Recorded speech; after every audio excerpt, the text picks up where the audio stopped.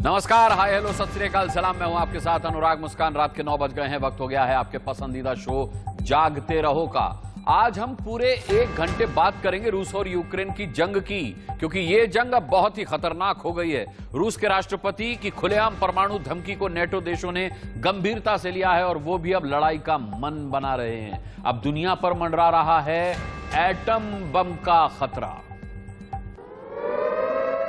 बड़ी खबर इस वक्त की आपको बता दें, स्टेशन पर रूसी हमला हुआ है यूक्रेन के। रूस ने यूक्रेन के लायमन रेलवे स्टेशन पर बमबारी की है। बमबारी से लायमन रेलवे स्टेशन आग की लपटों से घिर गया है। लायमन रेलवे स्टेशन यूक्रेन के दोनेत्स्क में है। स्टेशन में लकड़ी की पटरियां का एक गोदाम पूरी तरह से जल गया है। फायर ब्रिगेड के कर्मचारी आग बुझाने की कोशिश कर रहे हैं, लेकिन ये कोशिश नाकाफी नजर आ रही है।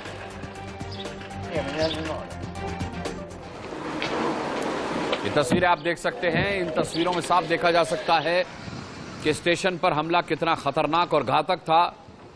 पूरा स्टेशन आग की लपटों से घिरा हुआ है। जलकर खाक हो चुके हैं स्टेशन के कई हिस्से।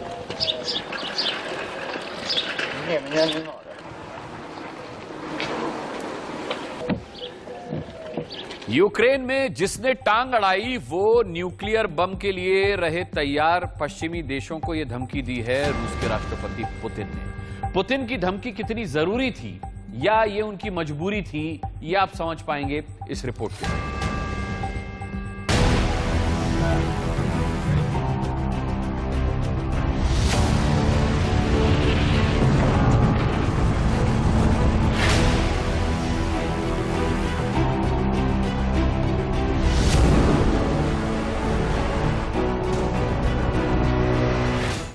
गुस्साए पुतिन ने दी परमाणु हमले की धमकी। पुतिन ने कहा जो रास्ते में आएगा वो मारा जाएगा।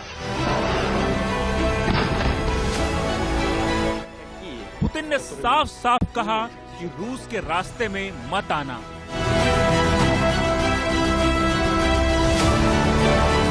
पुतिन ने दिखाया घातक हथियारों का दम।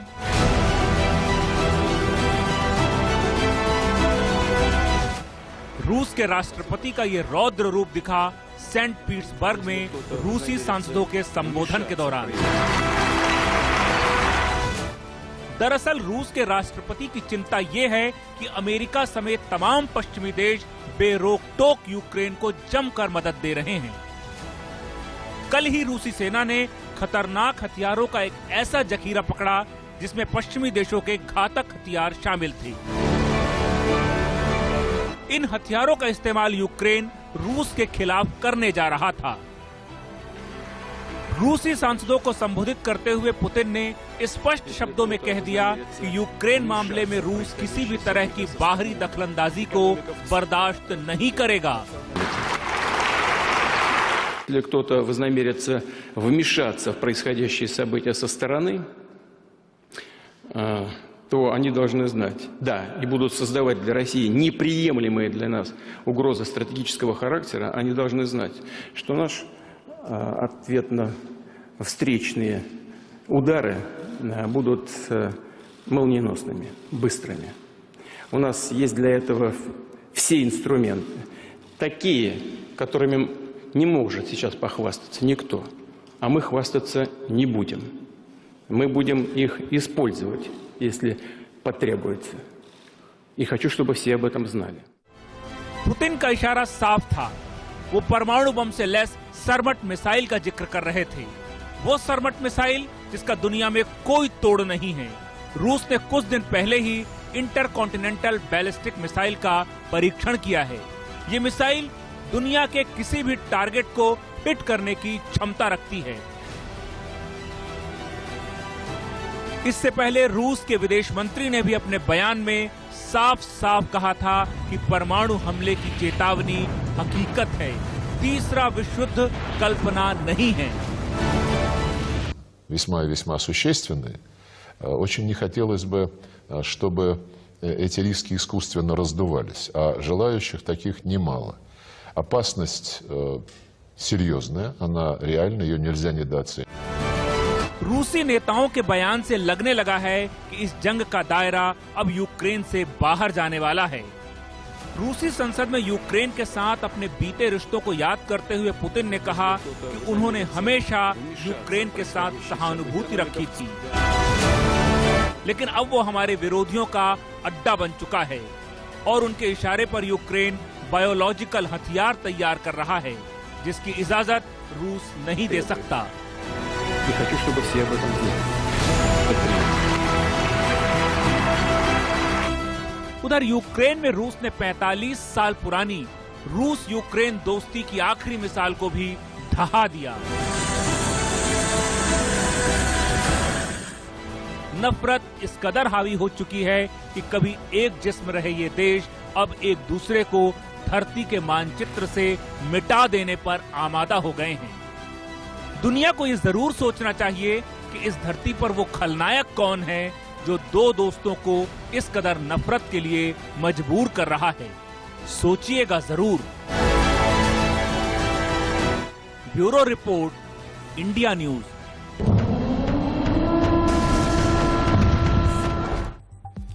रूस और यूक्रेन के बीच चल रहे युद्ध को 64 दिन हो चुके हैं।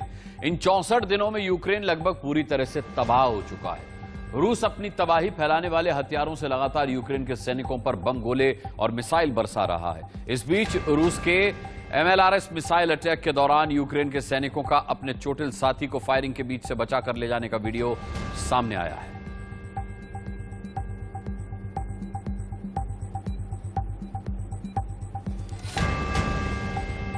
क्रॉस फायरिंग हो रही है और अपने साथी को बचा के ले जाता हुआ एक सैनिक, घायल साथी है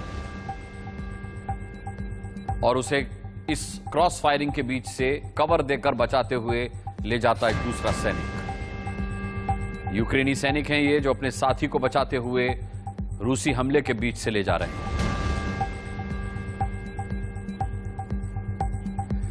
ब्रिटेन की विदेश मंत्री लिज ट्रस का कहना है कि रूस यूक्रेन जंग अगले 10 साल तक जारी रह सकती है। नेटो और यूरोपीय देश अब कह रहे हैं कि वक्त सावधानी का नहीं, एक्शन लेने का है। तो क्या यूरोपीय देश आर पार की लड़ाई का मन बना चुके हैं? ये रिपोर्ट देखिए। आखिर रूस बार बार क्यों तीसरे विश्व की चेतावनी दे रहा है? आखिर रूस क्यों बार बार न्यूक्लियर वॉर की धमकी दे रहा है? आखिर रूस क्यों बार बार कह रहा है कि यूक्रेन में दखलंदाजी बर्दाश्त नहीं होगी? जंग के 2 महीने बीत जाने के बाद लगता है सब कुछ रणनीति के तहत हो रहा है। लगता है पश्चिमी देशों ने रूस से दो हाथ करने का मन बना लिया है। सुनिए ब्रिटेन के विदेश मंत्री लिज ट्रस का क्या कहना है।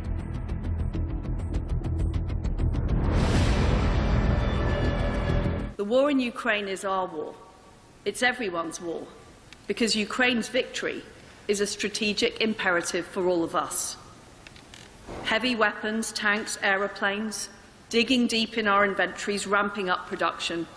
We need to do all of this. Some argue that we shouldn't provide heavy weapons for fear of provoking something worse. But my view is that inaction would be the greatest provocation. This is a time for courage, not for caution. इससे पहले America के दौरे पर पहुंचे विदेश मंत्री Antony Blinken और उनके साथ रक्षा सचिव ने यूक्रेन जंग का पूरा जायजा लिया और हर तरह से यूक्रेन की मदद की। अमेरिका यूक्रेन को अब तक $700 मिलियन की अतिरिक्त सैन्य साजो सामान की मदद दे चुका है। रूसी रणनीति के बारे में खुफिया जानकारी दे रहा है अमेरिका। रूसी लोकेशन की सैटेलाइट तस्वीरें साझा कर रहा है अमेरिका यूक्रेन के साथ। रूसी हमले की पहले से जानकारी दे रहा है अमेरिका यूक्रेन को।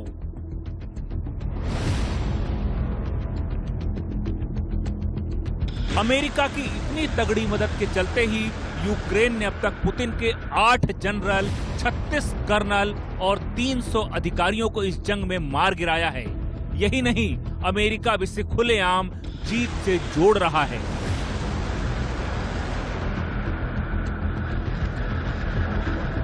In terms of their ability to win. The first step in winning is believing that you can win. And so they believe that we can win. We believe that we can win. They can win if they have the right equipment, the right support. And we're going to do everything we can, continue to do everything we can to ensure that that gets. उधर Germany जो कल तक Ukraine को हथियार देने से आनाकानी कर रहा था, अब वो खुलकर मदद के लिए आगे आ गया है। जर्मनी यूक्रेन को 50 गेपर्ड टैंक देने पर राजी हो गया है।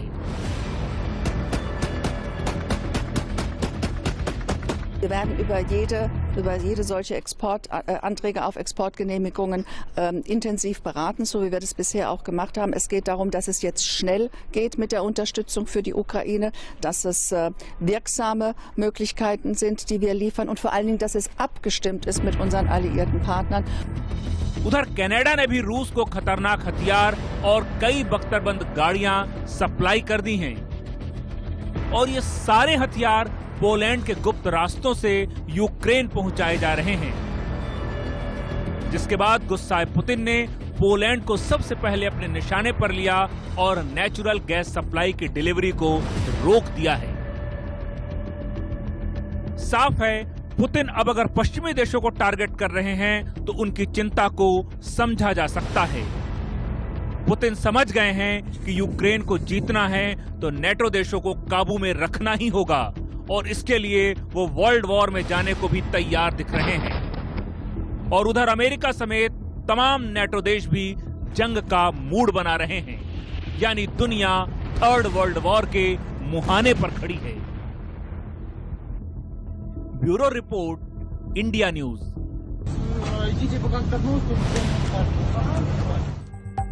रूसी राष्ट्रपति ने अपने भाषण में कहा कि हमारे पास सभी जरूरी हथियार हैं। हमारे पास ऐसे हथियार भी हैं जिन पर कोई और घमंड नहीं कर सकता। हम उनके बारे में शेखी नहीं बघारना चाहते, लेकिन जरूरत पड़ी तो हम उनका इस्तेमाल करेंगे। जिस हथियार का वो जिक्र कर रहे थे, उस हथियार का नाम है सरमट मिसाइल। देखिए क्या है पुतिन को सरमट पर इतना घमंड।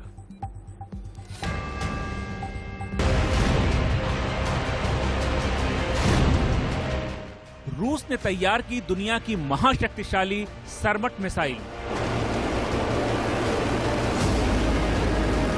दुनिया का हर कोना रूसी सरमट मिसाइल की रेंज में है।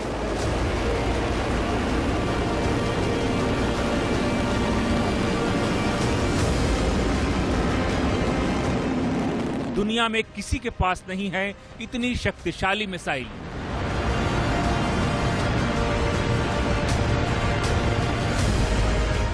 ऐसा लगता है कि दुनिया में ताकतवर का ही बोलबाला है और यही वजह है कि रूस ने तैयार कर लिया है सबसे ताकतवर हथियार।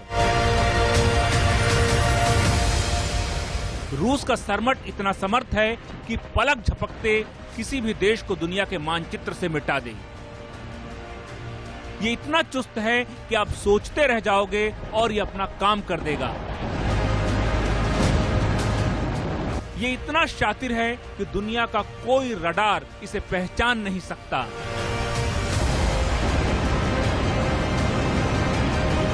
सरमट इतना विशाल है कि कोई भी लक्ष्य इसके सामने चींटी है। यूं कह लीजिए कि हथियारों की दुनिया का घटोत्कच है रूस का सरमट। अपने इस घटोत्कच मिसाइल पर पुतिन को इतना गुमान है कि उन्होंने दावा किया कि दुनिया 2 बार सोचेगी रूस की तरफ आंख उठाने से पहले।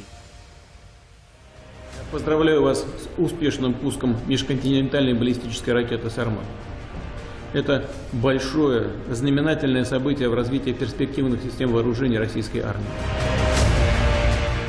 अभी तो आपने सरमट की महिमा को जाना है, अब इसके तकनीकी पहलुओं को भी समझ लीजिए। महा हथियार है RS-18 सरमट। एक साथ 24 एवनगार्ड हाइपरसोनिक ग्लाइड व्हीकल को लेकर जा सकता है। आवाज से 27 गुना ज्यादा तेजी से दुश्मन पर अटैक करता है। 1 घंटे में 7000 मील का सफर तय कर सकता है। दुनिया की कोई भी मिसाइल डिफेंस सिस्टम इसे पकड़ नहीं सकती। 10 से ज्यादा वॉरहेड्स को अपने साथ ले जा सकता है। इसकी मारक क्षमता 18,000 किलोमीटर तक है। रूस ने बुधवार को जब इस इंटरकॉन्टिनेंटल बैलिस्टिक मिसाइल का परीक्षण किया तो दुनिया के वो तमाम देश दंग रह गए जिन्होंने सोचा था कि आर्थिक प्रतिबंधों से रूस की कमर तोड़ देंगे।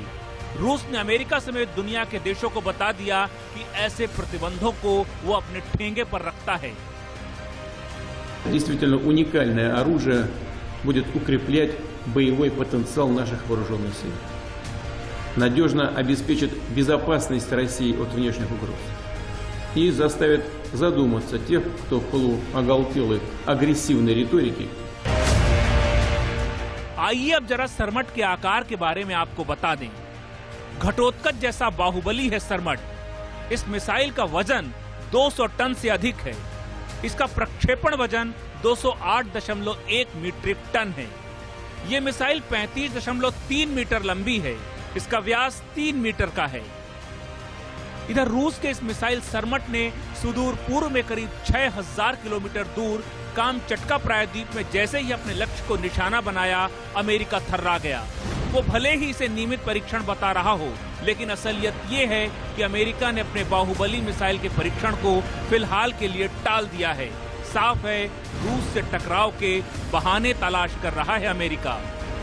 Bureau report, India news.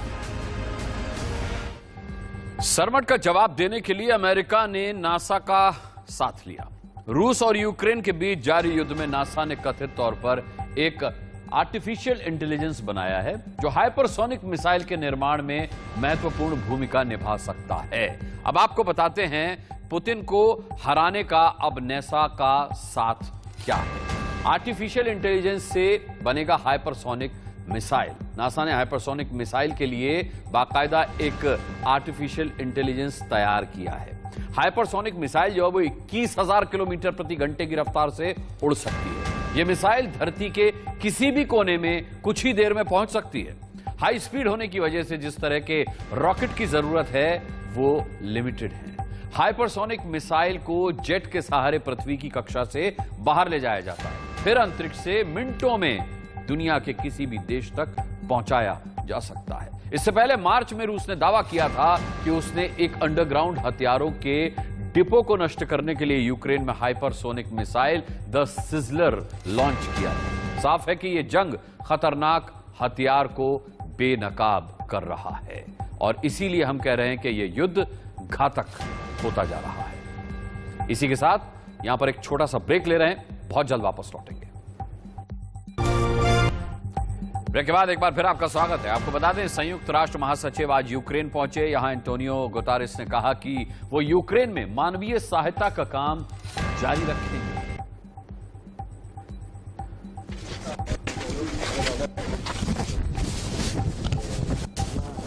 महासचिव ने बोरोदियांका का दौरा किया। वो उन इलाकों में भी गए जहां रूसी सैनिकों का कब्जा है। कीव के उत्तर पश्चिम में बोरोदियांका में उन्होंने हमलों और गोलीबारी से नष्ट हुई इमारतों के सामने पत्रकारों से बात की। गुतेरेस ने कहा कि 21वीं सदी में बेतुका है ये जंग।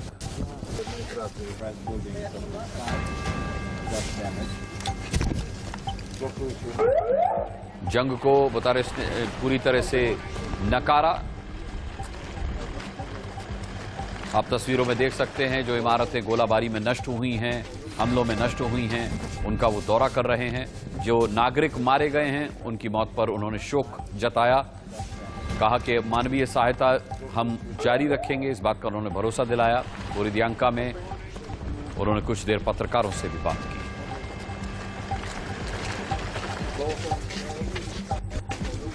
यहां उन्होंने बार बार अपनी इस बात को दोहराया कि 21वीं सदी में युद्ध को स्वीकार करना कोई तरीका नहीं है।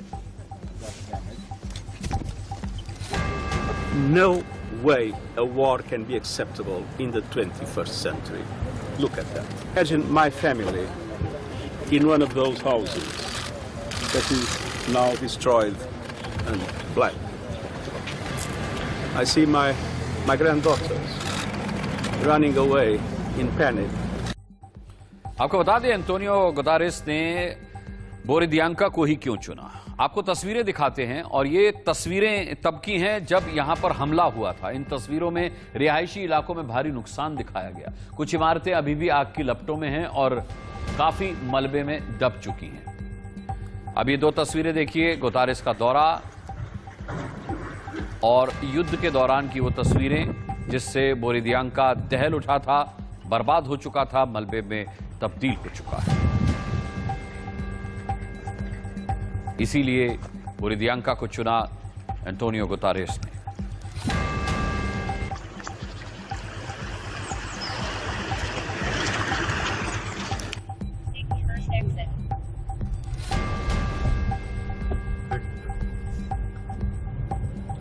एक और तस्वीर जिसमें बोरिदियांका में हमला हुआ और इमारत में आग लग गई, आपको दिखा रहे हैं तस्वीर।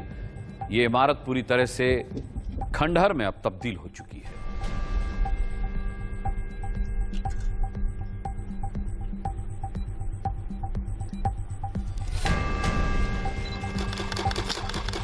इससे पहले कल यूक्रेन पर रूस के हमले के बाद पहली बार संयुक्त राष्ट्र महासचिव एंटोनियो गुतारेस और रूस के राष्ट्रपति व्लादिमीर पुतिन की आमने सामने की बैठक हुई। संयुक्त राष्ट्र ने कहा कि वो मरियापोल शहर में एक इस्पात संयंत्र से लोगों को निकालने की व्यवस्था करने पर सहमत हुए हैं। तस्वीरें आप देख रहे हैं पुतिन और गुतारेस की मुलाकात की। मरियापोल के इस्पात संयंत्र से लोगों को निकालने पर सहमति बनी। पुतिन ने दावा किया कि यूक्रेन ने संयंत्र में आम लोगों को ढाल बनाया हुआ है। संयुक्त राष्ट्र मानवीय कार्यालय और रूस के बीच इस पर चर्चा की जाएगी। गुतारेस ने यूक्रेन में रूस की सैन्य कार्रवाई की आलोचना की। गुतारेस ने पोलैंड के राष्ट्रपति से भी मुलाकात की और उन्होंने यूक्रेन का दौरा किया।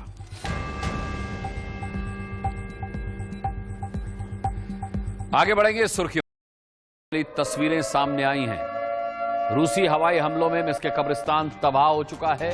इस कब्रिस्तान में जंग के निशान साफ दिखाई दे रहे हैं। यहां यूक्रेनी सैनिकों को दफनाया गया है। इस जंग में यूक्रेन के तकरीबन 2787 नागरिक मारे गए। ये तस्वीरें मिस्के कब्रिस्तान की, इसे देखकर पता चलता है कि किस कदर तबाही से यूक्रेन बर्बाद हुआ है।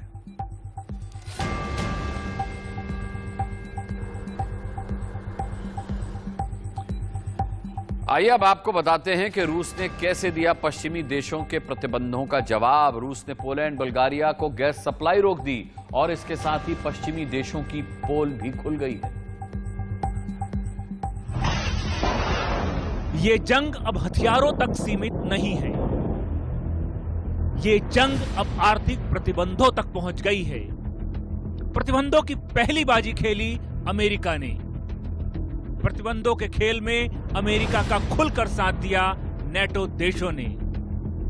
अब प्रतिबंधों की पारी शुरू की है रूस ने। जंग में यूक्रेन की मदद कर रहे पोलैंड और बुल्गारिया को रूस ने दिया है तगड़ा झटका। रूस ने पोलैंड और बुल्गारिया के नेचुरल गैस की डिलीवरी को रोक दिया है। रूसी कंपनी गज़प्रोम की गैस आपूर्ति को रोकने के निर्णय को यूरोपीय संघ के नेताओं ने रूस का ब्लैकमेल करार दिया है। Gazprom's announcement that it is unilaterally stopping gas deliveries to certain EU members is another provocation from the Kremlin. But it comes as no surprise that the Kremlin uses fossil fuels to try to blackmail us. This is something the European Commission has been preparing for in close coordination and solidarity. दरअसल natural gas की यूरोपीय देशों की जरूरत का 40% उन्हें रूस देता है। यूरोपीय यूनियन के ब्लैकमेल के पेच में पोलैंड और बुल्गारिया के अधिकारियों ने एक और एंगल जोड़ दिया है। इन्होंने रूस पर आरोप लगाया है कि रूबल में कारोबार न कर पाने की वजह से राष्ट्रपति व्लादिमीर पुतिन ने नेचुरल गैस की डिलीवरी रोक दी है। दरअसल यूक्रेन पर हमले के बाद दुनिया के बड़े देशों ने रूस पर कई तरह के प्रतिबंध लगा दिए थे, जिसके बाद रूस ने अपनी करेंसी रूबल में कारोबार करने का फैसला लिया। अब ये देश फड़फड़ा रहे हैं। Obviously, Polish companies that have contracts with Russia regarding gas imports, which are de facto breached by Russia, and of which all fundamental principles are totally being violated, we will take appropriate legal steps. I deeply believe in this, in enforcing appropriate compensations from the Russian side, from Gazprom, for violations of the provisions of the contract. अब Bulgaria के ऊर्जा मंत्री की बात सुनिए।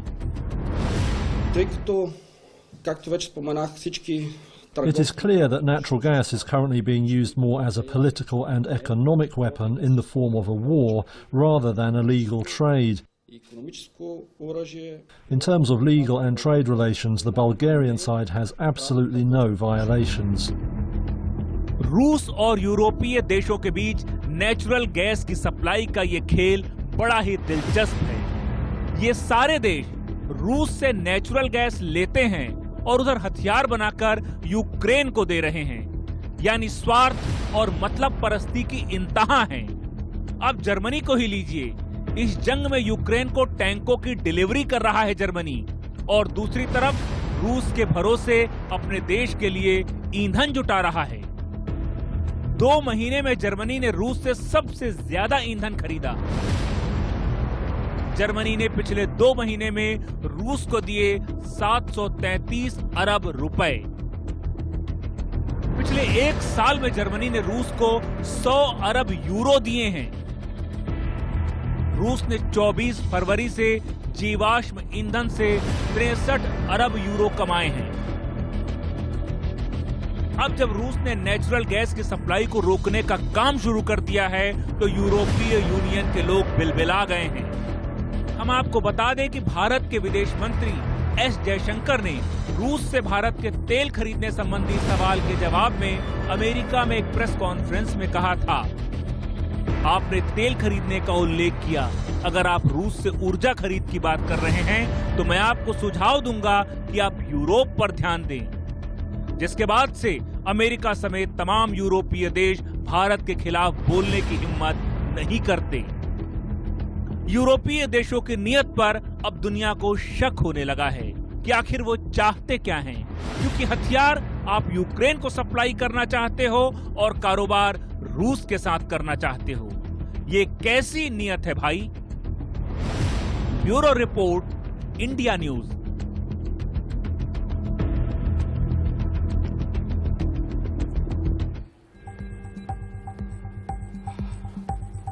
हमारे रक्षा विशेषज्ञ हमारे साथ मेजर मोहम्मद अली शाह साहब जुड़ चुके हैं। मोहम्मद अली शाह साहब, आपका बहुत बहुत हम स्वागत करते हैं और चर्चा करेंगे। मेजर साहब, ये युद्ध खत्म होता नजर नहीं आ रहा। नेटो देशों की बात करें, अमेरिका के रुख की बात करें, पुतिन के रुख की बात करें या फिर जेलेंस्की के रुख की बात करें, ये कहीं अंत इस युद्ध का भी नजर नहीं आ रहा। बर्बाद सब कुछ हो चुका है, लेकिन युद्ध खत्म नहीं होगा ऐसा लग रहा है। बिल्कुल अनुराग भाई, ये बहुत ही खराब बात है और इसको बढ़ावा दे रही है अमेरिका। वो कह रहे हैं कि हम चाहते हैं जो खत्म हो जाए जल्दी। यूएन के जनरल सेक्रेटरी एंटोनियो गुटेरेस जाते हैं, रूस यूक्रेन के दोनों के राष्ट्रपति को मिलकर आते हैं। हवा बहुत होता है, वो भी खाते हैं 2 महीने बाद। कुंभकर्ण की नींद खुलती थी 6 महीने बाद, यहाँ पे यूएन की नींद खुल रही है 2 महीने बाद, और उसके बावजूद भी कुछ निकल के नहीं। ये मालूम था, पहले से मालूम था कुछ निकल के आने नहीं वाला है, क्योंकि अमेरिका ही नहीं चाह रही ना। वो डबल फेस हो गई एक तरीके से कुछ और कहेंगे, कुछ और करेंगे, कुछ और। तो इसका अंत कैसे होगा? इसका अंत होगा केवल और केवल जब अमेरिका चाहेगा, और साबित हो गया ये आज क्लियर हो गया है कि भाई ये अब तक तो लोग कह रहे थे कि भाई कठपुतली है यूक्रेन, प्रेसिडेंट पुतिन यूएस के हाथ में, साबित हो गया है ना। अब तो कोई इसमें 2 राय रही नहीं। अब तो बस जब अमेरिका चाहेगी तभी होगा। और प्रेसिडेंट ऑफ रशिया, अमेरिका के अलावा मेजर मोहम्मद अली शाह, यूरोपीय देशों की भी पोल खुली है। वो तेल तो रूस से ले रहे हैं और हथियार यूक्रेन को दे रहे हैं। बिल्कुल। ये देखिए हिंदुस्तान जो कर रही है, हिंदुस्तान तो वहां पे आग नहीं लगा रही, हिंदुस्तान तेल ले रही है और वहां पे खाना पानी दवाइयां पहुंचवाया। ऑपरेशन गंगा में हमने हथियार, एमिनेशन, गोलीबारी, आग नहीं पहुंचाई वहां पे। यही तो आपने बिल्कुल बैंग ऑन बुलजाई जो कहते हैं ना, डॉट ऑन, वो बात करी है। भाई ये यूरोपीय नेशन जो है ये तेल ले रहे हैं रूस से, ठीक है, भाई इनमें सैंक्शन लगना चाहिए, ये होना चाहिए। प्रैक्टिस देखो, प्रीच कहते हैं कि भाई पहले अपने खुद की गिरबान में जाके देखो, पहले आप कार्य खुद के करके दिखाओ, फिर औरों को बोलो, दूसरों को लेक्चर तब दो। मगर यहाँ पे तेल भी ले रहे हैं और वहां पे उनको हथियार भी दे रहे हैं यूक्रेन को। तो कर क्या रहे हैं? कर क्या रहे हैं, इनका स्टैंड क्लियर नहीं है और कहते हैं, और इनका स्टैंड शेकी है जी। इनका स्टैंड तो कम से कम बिल्कुल क्लियर है, बिल्कुल क्लियर है। इससे ज्यादा क्लियर कोई स्टैंड हो ही नहीं सकता हिंदुस्तान का, है ना भाई। तो बस और रूसी प्रेसिडेंट ने भी, व्लादिमीर पुतिन ने भी कह दिया है अब वो बात करेंगे अमेरिका से, यूक्रेन से बात नहीं करेंगे वो। क्यों? उनको मालूम है कठपुतली की डोर तो अमेरिका के पास में है ना अल्टीमेट जी। चलिए मेजर मोहम्मद अली शाह साहब, लौटूंगा आपके पास, बने रहिएगा हमारे साथ। इस बीच बता दें, काला सागर में रूस के नौसैनिक अड्डे की सुरक्षा कुछ मछलियां कर रही हैं। इन मछलियों को रूस ने खास ट्रेनिंग दी है जो खतरा महसूस होने पर हमला भी कर सकती हैं।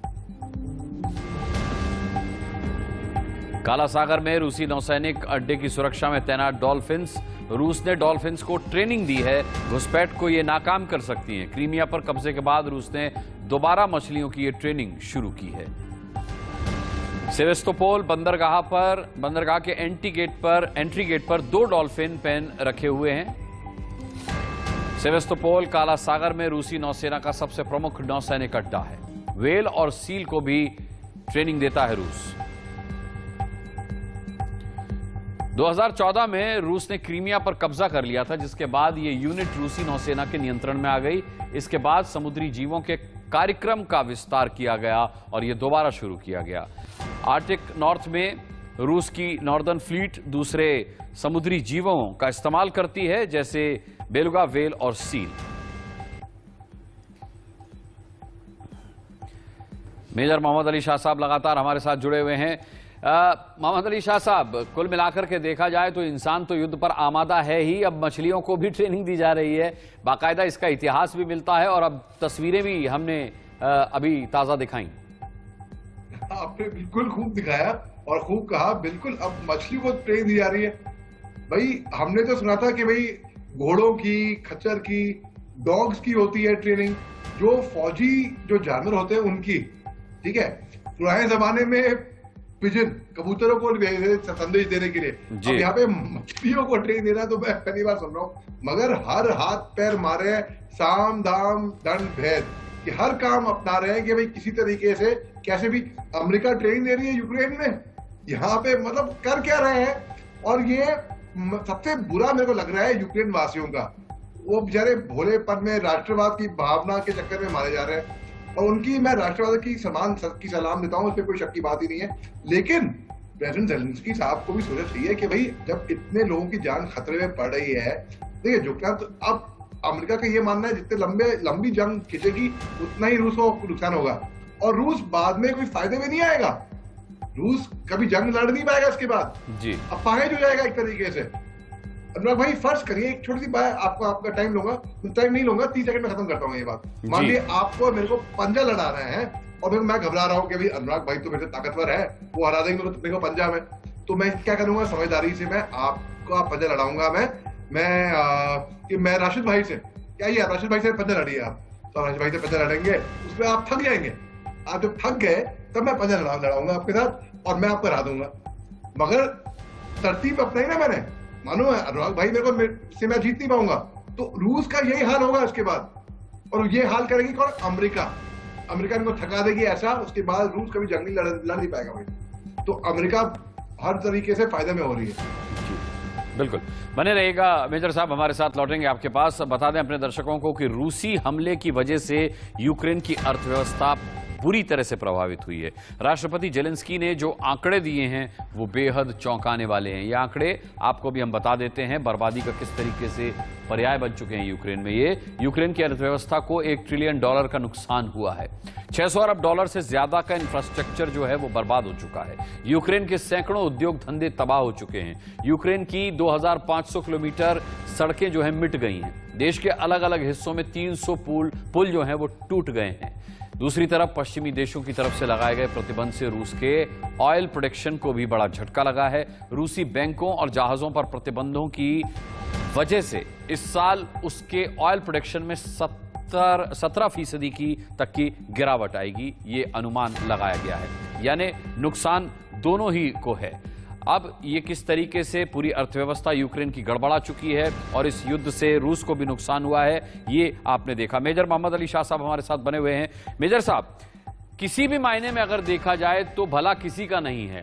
अगर यूक्रेन को तबाह किया है रूस ने, तो फिर उसके भी ऑयल प्रोडक्शन पर असर पड़ा है, जिसका उसको खमियाजा लंबे समय तक भुगतना होगा। अब बिल्कुल इस पे कोई शक की बात नहीं। आप देख लीजिए ऑयल रिफाइनरी पे, इनके डिपो पे हमला किया, वो भी रूस ने। हालांकि यहाँ पे अगर आप देखें और एनालिसिस करें, जो डिपो में रूस ने हमला करा इनके यूक्रेन पे, उनके हथियार एक तरीके से कब्जे में तो रशिया के थे ना, तो उसके बावजूद भी लोग सोचेंगे अरे इनके हथियार एम्युनिशन यहाँ पे तो रूस के कब्जा था, ये भी रूस ने उन्हीं पे हमला क्यों करा। देखिए बात ऐसी है, अगर एम्युनिशन डंप पे या किसी ऑयल रिफाइनरी पे हमला कर दिया जाए तो एक तरीके से वो इतना इफेक्ट तो नहीं होगा परमाणु हथियार का, मतलब मैं उसे कंपेयर करने की मैं हिम्मत कर सकता हूँ, ये कह सकता हूँ कि हाँ इसका मतलब इतना डैमेज तो नहीं होगा, मगर डैमेज बहुत होएगा, बहुत ज्यादा होएगा। अब आप देखिए यही तो यहाँ पे हो रहा है एग्जैक्टली। अब आप यहाँ पे ये जंग कब रुकेगी मालूम नहीं, किसी को नहीं मालूम। लोग कहते हैं कि भाई एक डे पे प्रेसिडेंट पुतिन विक्ट्री डिक्लेयर कर देंगे। प्रोग्राम तो है, यूक्रेन को साफ दिख रहा है लैंडलॉक करने का, जो मैरियोपोल है, जो ओडिशा पोर्ट है, उसको लेके, ताकि काला सागर पे साउथ ईस्ट से आराम से वो कब्जा कर ले और काट दे यूक्रेन को कुछ और हिस्सों में। तो इस तरीके से उनको फायदा होगा काफी, क्योंकि जो ईस्ट का जो यूक्रेन है, जो कि रशियन फेवरिंग है, रशियन स्पीकिंग है, एथनिसिटी इनकी रशियन है, एक तरीके से रशिया को बहुत मानते हैं वो लोग। वेस्ट के यूक्रेन के लोग रशिया को नहीं मानते हैं, वो इनको बिल्कुल एक तरीके एक शक की नजरों से देखते हैं रशिया को जी। तो बिल्कुल इसमें तो नुकसान तहस नहस और होने वाली है। और मैं ये नहीं कहूंगा कि रूस ने बर्बाद किया है यूक्रेन को, मैं तो ज्यादा ये कहूंगा कि अमेरिका ने बर्बाद किया है यूक्रेन को, उनको और बिगाड़ के। अच्छा, मैं आपसे ये भी जानना चाहूंगा कि एंटोनियो गुतारेस के दौरों के क्या मायने हैं, आप क्या किस तरीके से इसका आकलन करेंगे? वो रूस भी होया है, पोलैंड भी होया है, यूक्रेन में भी उन्होंने दौरा किया अपना। देखिए ये सिंबॉलिक है, ये ताकि दुनिया उंगली ना उठाए यूएन पे कि यूएन कुछ नहीं कर रहा है, कि हमें भी दिखाए ना नाम के वास्ते। मैं काम नहीं कर रहा हूं भाई, है मैं काम नहीं कर रहा हूं, ठीक है, मैं बिल्कुल मतलब काम चोरी कर रहा हूं। मेरा बॉस मेरे सामने आ जाए, मेरा बॉस गुजरे सामने से, मैं दिखाऊंगा अभी मैं कुछ काम कर रहा हूँ, मैं बिजी हूँ, ये करो, मैं दिखाऊंगा, एकदम नाटक करूंगा मैं हकीकत में कुछ मैं काम चोर आदमी हूँ, मैं काम नहीं कर रहा हूँ। तो जब मैं अपने बस वो दिखावा होगा एक तरीके से, तो ये भी 2 महीने बाद जो नींद खुली यूएन की, मैं बोला कुंभकर्ण की खुलती 6 महीने बाद, ये बस एक तरीके से सिंबॉलिक है, दिखावा है कि भाई हम भी यूएन कुछ कर रहे हैं। मगर यूएन अगर चाहता भी डे 1 पे भी, तब भी कुछ नहीं कर पाता। वैसे डे 1 पे भी यूएन कुछ नहीं कर पाता। अब 2 महीने के बाद यूएन बात से बात चलती है, मैं मानता हूँ बात से बात बनती है आगे, मगर कुछ नहीं होने वाला। नहीं तो क्या मेजर मोहम्मद अली शाह, इससे ये संकेत तो नहीं मिल रहा कहीं कि संयुक्त राष्ट्र अपनी अहमियत खो चुका है? हाँ बिल्कुल, इसमें ये संकेत बिल्कुल दिख रहा है और ये बात बिल्कुल साफ हो रही है, स्पष्ट हो रही है। यूएन बेसिकली टूथलेस टाइगर जिसको कहते हैं ना, कि एक शेर हो गया, शेर दिखने में घबरा, मगर पंजे नहीं है, दांत नहीं है, तो वो शेर कर क्या उखाड़ ले, कुछ नहीं कर पाएगा वो शेर अगर उसके पंजे दांत नहीं है। आप सोचिए, दिखने में खतरनाक है, कुछ नहीं है, तो बिल्ली के माफिक, और बिल्ली भी बल्कि ज्यादा खतरनाक होगी उससे। जी चलिए, आज की बातचीत के लिए बहुत बहुत शुक्रिया करना चाहेंगे मेजर साहब आपका, आप जुड़े और आपने हमसे बातचीत की, बहुत बहुत शुक्रिया आपका। आगे बढ़ते हैं और अब आपको दिखाते हैं इस जंग की अपडेटेड तस्वीरें।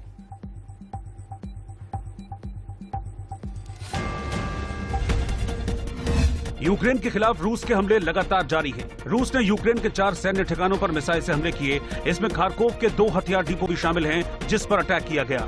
रूसी रक्षा मंत्रालय के दावे के मुताबिक पिछले 24 घंटे में यूक्रेन के 500 सैनिकों, 59 बख्तरबंद वाहनों, तोपखाने, माउंट और कारों को नष्ट कर दिया गया है।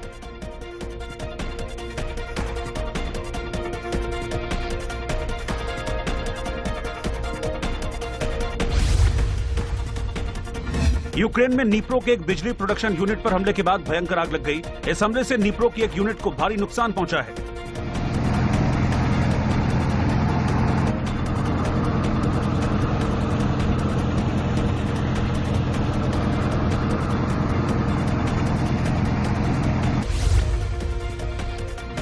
यूक्रेन के खेरसोन में रूस के खिलाफ लोगों ने प्रदर्शन किया। रूसी सैनिकों ने प्रदर्शनकारियों को मौके से हटाने के लिए बल प्रयोग किया। लोगों को डराने के लिए हवाई फायरिंग की गई और आंसू गैस के गोले छोड़े गए। इसके बाद मौके पर अफरा तफरी मच गई।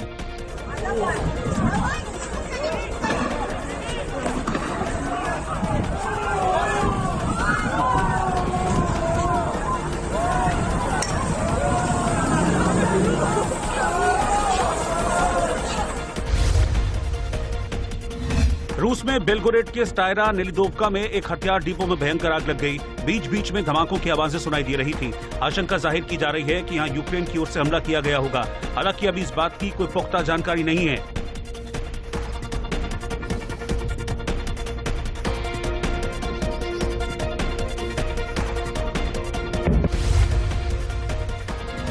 यूक्रेन की एक महिला सांसद लेसिकिया वेसेलेंको ने खार्किव शहर का वीडियो ट्वीट किया है। यूक्रेनी सांसद ने दावा किया है कि 24 फरवरी से लगातार इस शहर पर रूसी अटैक हो रहे हैं। एक दिन भी ऐसा नहीं रहा जब यहां पर हमले या गोलीबारी नहीं हुई हो। वीडियो में खार्किव शहर से धुआं उठता दिखाई दे रहा है।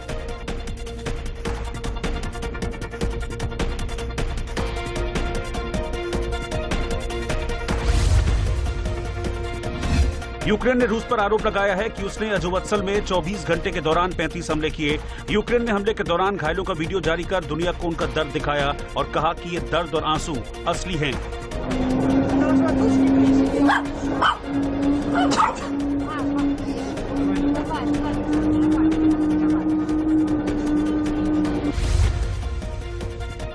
हंगरी की राजधानी बुडापेस्ट में यूक्रेनी नागरिकों ने देशभक्ति गीत गाकर अपने देश का उत्साह बढ़ाया है।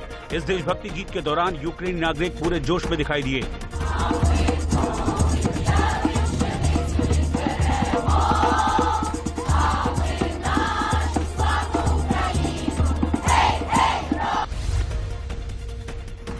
अमेरिका के ह्यूस्टन में एक फुटबॉल क्लब डायनामो ने एक फ्रेंडली मैच में यूक्रेन में हो रहे हमले के खिलाफ अपना विरोध जाहिर किया। डायनामो के खिलाड़ी मारियोपोल में नरसंहार को रोको शब्द लिखे टी शर्ट पहनकर मैच खेलने उतरे।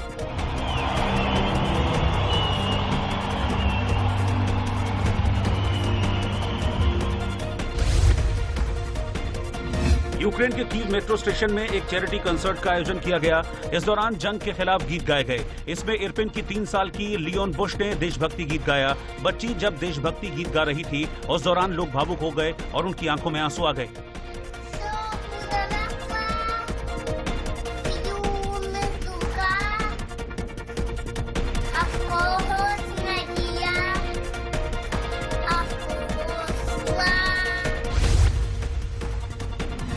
यूक्रेन में इरपिन के हाउस ऑफ कल्चर की इमारत खंडहर हो गई। इमारत के बाहर जंग के खिलाफ संगीत में प्रदर्शन किया गया। यहां लिथुआनिया के पियानो वादक डेरिस मेसेंट्स ने खंडहरों में चोपिन की कृतियों को बजाया।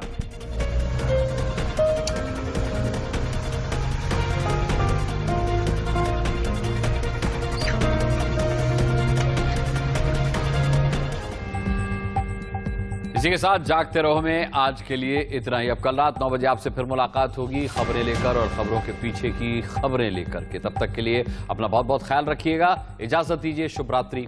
नमस्कार।